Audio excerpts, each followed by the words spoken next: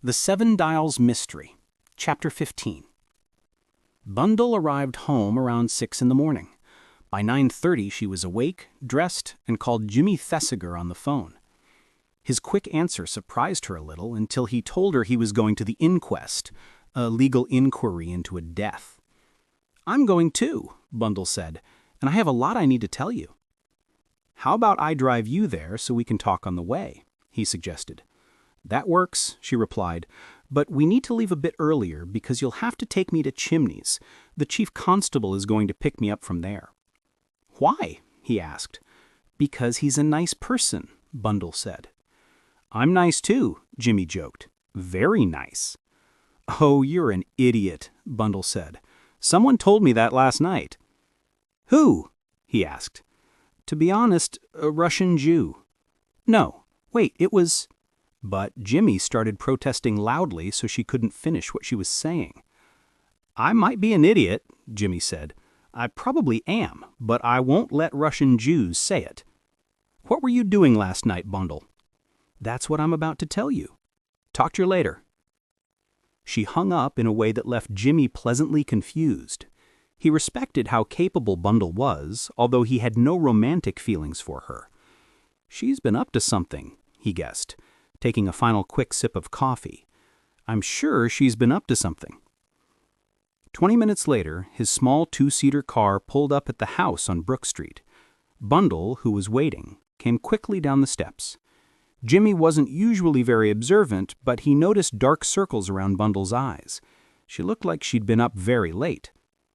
"All right," he said as they drove out of the city. "What secret stuff have you been doing?" "I'll tell you, but don't interrupt until I'm done."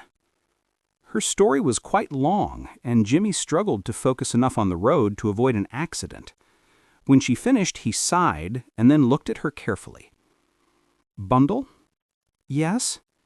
"Listen, you're not joking with me, are you?" "What do you mean?" "I'm sorry, but it feels like I've heard this all before, in a dream, you know?" "I understand," Bundle said kindly. "It's unbelievable," Jimmy continued, thinking out loud. "The beautiful foreign spy, the international criminal group, the mysterious number 7, whose identity no one knows. I've read all of it 100 times in books." "Of course you have. So have I. But that doesn't mean it can't be happening for real." "I guess not," Jimmy agreed. "I suppose stories are based on reality. I mean, people couldn't think of these things unless they had some basis in truth." "You have a point," Jimmy admitted, "but I still want to pinch myself to make sure I'm awake. That's exactly how I felt." Jimmy sighed deeply. "Okay, I suppose we are awake.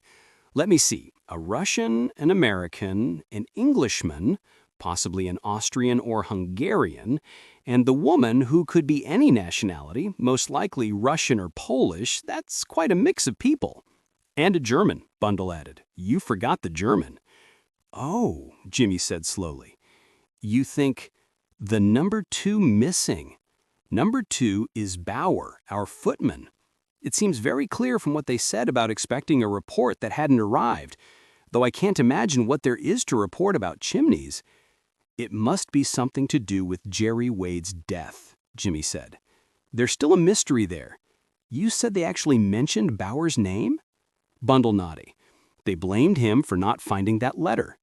"Wow, you can't get much clearer than that. It must be true." "You'll have to forgive me for not believing you at first, Bundle, but it was a pretty incredible story." "You said they knew I was going to Wyvern Abbey next week?" "Yes, that's when the American, it was him, not the Russian, said they shouldn't worry, you were only the usual kind of idiot." "Ah," Jimmy said. He pressed the gas pedal hard and the car sped up. "I'm very glad you told me that. Now I have what you could call a personal reason to be involved in this case." He was quiet for a minute or two and then asked, "Did you say that German inventor's name was Eberhard?" "Yes. Why?" "Wait a moment. I'm remembering something. Eberhard. Yes, I'm sure that was the name." "Tell me." Eberhard was a guy who had a patented process he was trying to sell. I can't explain it correctly because I'm not a scientist, but I know the result was that it made metal so incredibly strong that a simple wire became as powerful as a steel bar used to be. Eberhard worked on airplanes, and his idea was that the weight would be so reduced that flying would be completely changed. The cost of it, I mean.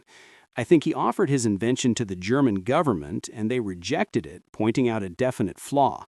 But they did it in a mean way. He went to work and fixed the problem, but he was angry about how they treated him and swore they would never get his valuable invention. I always thought the whole thing was probably nonsense, but now it looks different. "That's it," Bundle said eagerly. "You must be right, Jimmy.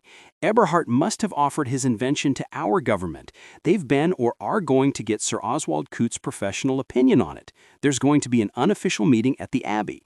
Sir Oswald, George, the Air Minister, and Eberhard. Eberhard will have the plans or the process, or whatever you call it, with him." "Formula," Jimmy suggested. "I think formula is a good word. He'll have the formula with him, and the Seven Dials group is trying to steal the formula. I remember the Russians saying it was worth millions." "I suppose it would be," said Jimmy, "and well worth a few lives. That's what the other man said." "Well, it seems to have been," Jimmy said, his face becoming serious. "Look at this awful inquest today." "Bundle, are you sure Ronnie didn't say anything else?"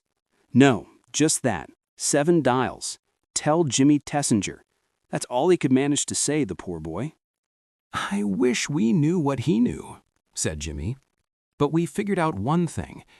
I assume the footman, Bauer, is almost certainly responsible for Jerry's death. You know, Bundle? Yes? Well, I'm a bit concerned sometimes. Who's going to be next? This really isn't the kind of thing a girl should be involved in." Bundle smiled despite herself.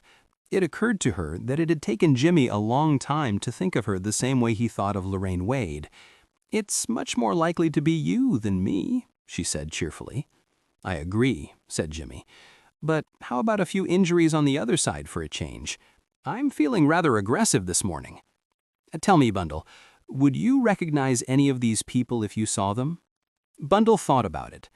"I think I'd recognize number 5, she finally said. "He has a strange way of speaking, a sort of mean, lisping voice that I think I'd remember." "What about the Englishman?" Bundle shook her head. "I saw him the least, just a quick look, and he has a very ordinary voice. Besides being a big man, there's not much to go on. There's the woman, of course. She should be easier to spot, but you're not likely to bump into her. She is probably doing the dirty work, getting taken out to dinner by admiring cabinet ministers and getting state secrets out of them after they've had a few drinks. At least, that's how it's done in books. In reality, the only cabinet minister I know drinks hot water with a squeeze of lemon." "Take George Lomax, for example," Bundle said with a laugh. "Can you imagine him being romantic with beautiful foreign women?" Jimmy agreed with her assessment. "And now for the man of mystery, number 7, Jimmy went on.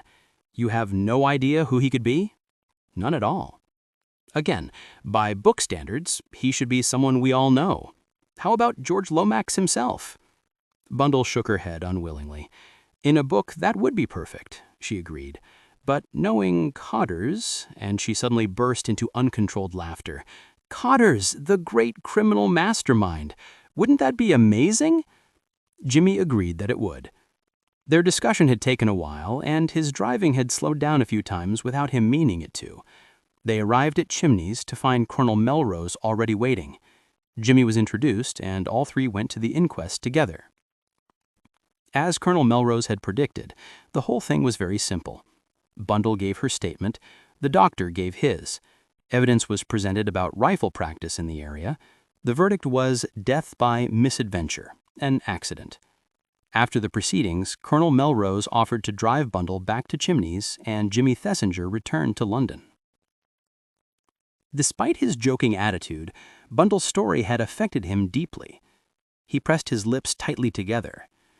"Ronnie, old friend, I'm going to be in a difficult situation, and you're not here to join the fun." Another thought crossed his mind. Lorraine, was she in danger? After a moment of hesitation, he picked up the phone and called her. "It's me, Jimmy. I thought you'd want to know the result of the inquest. Death by misadventure." "Oh, but—" "Yes, but I think there's more to it. The coroner was given a hint. Someone is trying to cover it up. Listen, Lorraine?" "Yes?" "Look, there's some trouble happening. You'll be very careful, won't you? For my sake." He heard the quick fear in her voice. "Jimmy, but then it's dangerous for you." "Oh, I'm fine.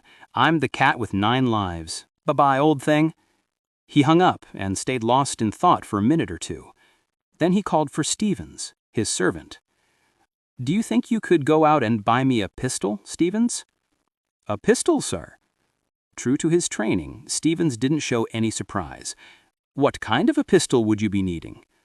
"The kind where you keep your finger on the trigger and it keeps shooting until you take it off." "An automatic, sir."